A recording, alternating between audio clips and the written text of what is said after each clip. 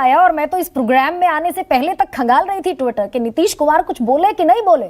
अभी जाकर एक ट्वीट आया है नीतीश कुमार का, देरी से आया। कह रहे हैं हमारा मानना है कि संसद में महिला आरक्षण के दायरे में अनुसूचित जाति, अनुसूचित जनजाति की तरह पिछड़े और अति पिछड़े वर्ग की महिलाओं के लिए भी आरक्षण का प्रावधान हो। लेकिन उस समय जब विरोध था पहली बार, तब तो मेजॉरिटी सरकार के पास नहीं थी, पेश हो गया, पारित नहीं हुआ। लेकिन इस बार तो मेजॉरिटी है नहीं, तो ये विरोध कितना कारगर रहेगा?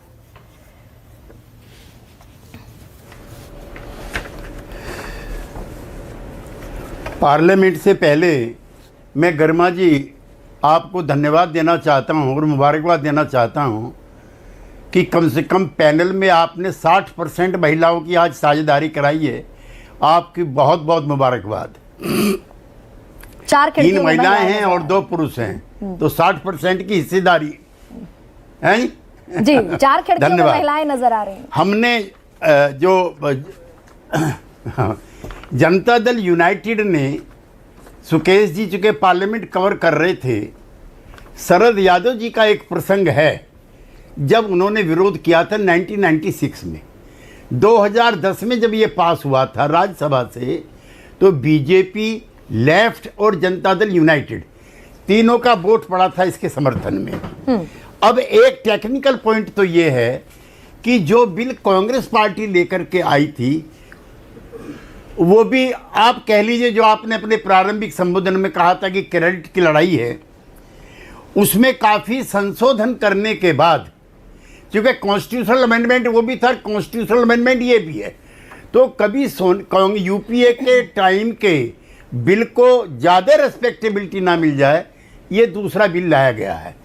और इसमें कई चीज़ें डिलीट हुई हैं जिस पर मुझको ऐतराज़ है। पहले तो मैं अपने प्रारंभिक संबोधन में बहुत जोरदार तरीके से कहना चाहता हूं कि 33% के इस महिला आरक्षण का हम समर्थन करते हैं और संसद में भी इसके पक्ष में मतदान करेंगे। We must not be misunderstood. लेकिन पहले में राज्यसभा में भी था और विधान परिषद में भी था, अब उसमें से क्यों डिलीट किया गया है? नंबर 1। नंबर 2, जो इफ्स एंड बट्स इसमें लगे हैं।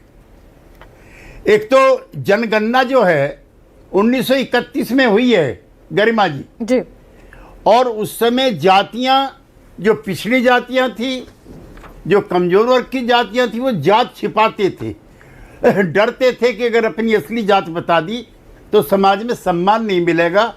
बहुत सारी पिछड़ी जातियों ने अपने आप को उच्च जातियों में लिखवा दिया। जैसे लोध राजपूत है, ये अपने जूही सिंह जी जानती है और आप भी वहीं की रहने वाली हैं। पश्चिम यूपी में कल्याण सिंह जी की बिरादरी है लोध, दे आर बैकवर्ड, लेकिन लिखते हैं लोध राजपूत। कुर्मी लोग हैं यूपी में, ईस्टर्न यूपी में जूही जी है वहीं की, वो लिखते हैं Kurmi Kshatriya Sabha, they are not Kshatriya, they are backward. ये 1931 की जनगणना थी।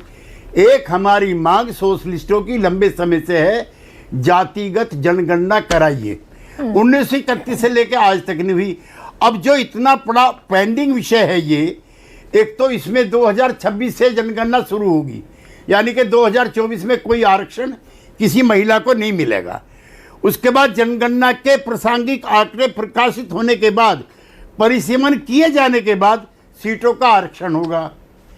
गरिमा जी, अगर जनसंख्या के आधार पर आरक्षण की आपने लड़ाई छेड़ दी, तो आपकी जानकारी के लिए 11 सीट तो तमिलनाडु में कम होंगी, 10 सीट जो है संयुक्त आंध्र प्रदेश में कम होंगी, 9 सीट जो है केरला में कम होंगी, यूपी में 11 बढ़ेंगी, बिहार में 10 बढ़ेंगी।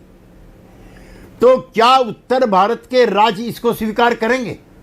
एक लड़ाई और नई छेड़ दी सरकार ने, साउथ वर्सेस नॉर्थ। तीसरा है कि विधेयक में ओबीसी की महिलाओं के लिए उनको आरक्षण से बाहर रखा गया है।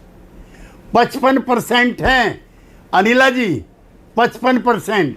और जो अगला चुनाव है उसमें इंडिया का नारा है कि जातिगत जनगणना कराओ, जो 50% का कैप है वो हटाओ, जिसकी जितनी संख्या है उसके हिसाब से हिस्सेदारी दो। वो जमाने 31 के चले गए, अब भूख भी बढ़ गई है, इच्छाएं भी बढ़ गई हैं, सब लोग जान गए हैं क्या खेल है। 55% आबादी बैकवर्ड क्लासेस की है। जितनी है उनको उनकी इतनी हिस्सेदारी चाहिए। इग्नोर नहीं इसलिए किया जा नीतीश सकता। कुमार जी का ट्वीट है। हाँ। सोशलिस्टों को ठीक है गरिमा जी, सोशलिस्टों को बाकायदा कहा जाता है। मैं लौट रही हूँ। जूही सिंह, आपका भी चुप हो स्टैंड गया। क्लियर है? आपका भी पूरी तरीके से जो मानना है वो यही कि ओबीसी को भी शामिल करे, कोटा विद इन कोटा हो। लेकिन जो मैंने केसी त्यागी जी से सवाल पूछा वही आप पर भी अप्लाई होता है कि आप संसद में वोट करेंगे इसके पक्ष में, और करेंगे तो ये दोनों जो स्टैंड है ये इसको कैसे आप मैनेज करेंगे? या तो आप मुखालफत कीजिए, पूरी मुखालफत कीजिए,